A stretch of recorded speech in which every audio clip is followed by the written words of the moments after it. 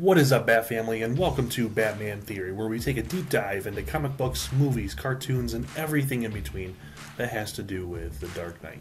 In today's episode of Batman Theory, I want to talk to you guys about why Clayface has not been a villain in a Batman film yet. So guys, before we get started, please smash the like button, give us a comment, subscribe. Guys, we are a brand new channel. We're trying to give you guys daily content. We want to give you all your daily dose of Batman, because we all need that in our lives, let's be honest. The biggest thing is, as soon as we hit 1,000 subscribers, we are going to be giving away this really cool backlit Batman customizable neon sign from Etsy. So guys, all you have to do in order to enter the giveaway is, one, you have to comment on the video, on any video that you see, and you have to subscribe to the channel. We really appreciate it. Like I said, we're going to be giving you guys daily videos for Batman. And as soon as we hit 1,000 subs, we will be giving away the prize. So let's get to the video. So now guys, like I said, I want to talk to you guys about why Clayface has never been a villain in a Batman film.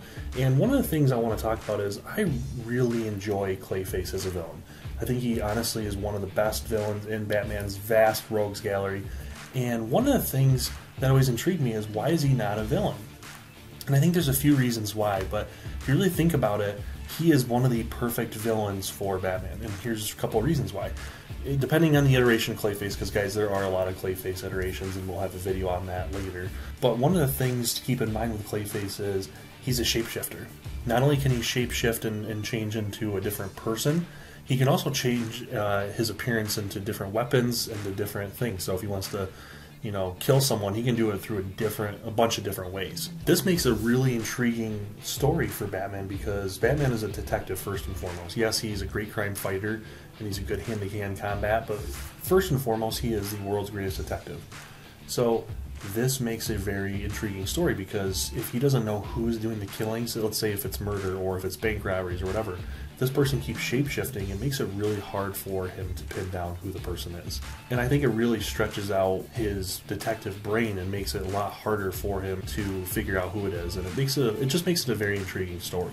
And not only that, but Clayface is more than an opponent for Batman when it comes to strength and fighting, because he might not have great hand-to-hand fighting skills. However, he, being a shapeshifter, like I said, he can change his shape in his body to be anything he wants. If he wants knives for hands, if he wants, you've seen in different iterations, he's used, lobster claws and, funny things like that. But it could really make a really awesome fight scene and really visually appealing style. Okay, I'm also going to go on a limb and say, how absolutely terrifying it would be to die from suffocation of clay. It's been shown in quite a few different versions, whether it's comic books, cartoons, whatever, where Clayface uses his own body essentially and either throws it at the person and basically sucks them into him to try to suffocate them. You know how utterly terrifying that could be on the silver screen in a live adaptation? I don't know about you, but that is not one way I would want to go.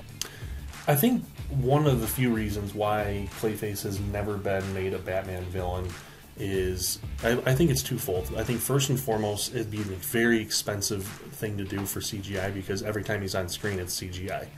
Now, with advancements in CGI and what they've done with a lot of villains in movies lately, like Thanos and Endgame and Infinity War, he looks incredible. And I think, but it's a simpler design. When you're talking you've got a basic design for Clayface where he looks like a clay body, but then on top of that, you also have all these other iterations he does, and it'd be the transformation in between. Now, you could offset those costs by having an actor or actress that they're portraying constantly be that person. Kind of think of like the T-1000 from Terminator 2, where for the most part it's just the actor that plays him, and only at certain times do you see his liquid alloy be exposed, and when he shapeshifts and things. So it's very interesting, a lot of different ways you could do that. Now, the other reason, I think probably more importantly, is Clayface has a very sketchy history, and like I said, I'm going to have a video on this very soon about all the different iterations of Clayface. There are legitimately like 9 different Clayfaces in Batman continuity, and that gets very muddled up. Think about with Penguin. There's pretty much Oswald Cobblepot almost always is the Penguin. Joker, it's almost always just one iteration of Joker. He might have different versions of him. They might look a little different, but it's usually the same backstory where you don't really know much about him. Two-Face, almost entirely always Harvey Dent, whereas, you know, someone in Poison Ivy, almost always Pamela Isley. I think that's always what it is. So my point is, I think for the most part, Clayface is a bunch of different people. So it would be hard to really, I think for a lot of really big Batman fans, they probably all have their own, like mine, we all have their favorite Clayface, but in general, there's a very, very muddied history. No pun intended. So anyway, guys, that's it for today. Like I said, I'm just kind of wanting to get that out there and get people talking about why Clayface isn't a villain. And who knows, maybe he is a villain in one of the future Batman films that are coming out. We got a trilogy coming out, so fingers crossed. I think it would make a really good, dark story. I'll leave you guys with that, and until next time, have a great day and stay safe.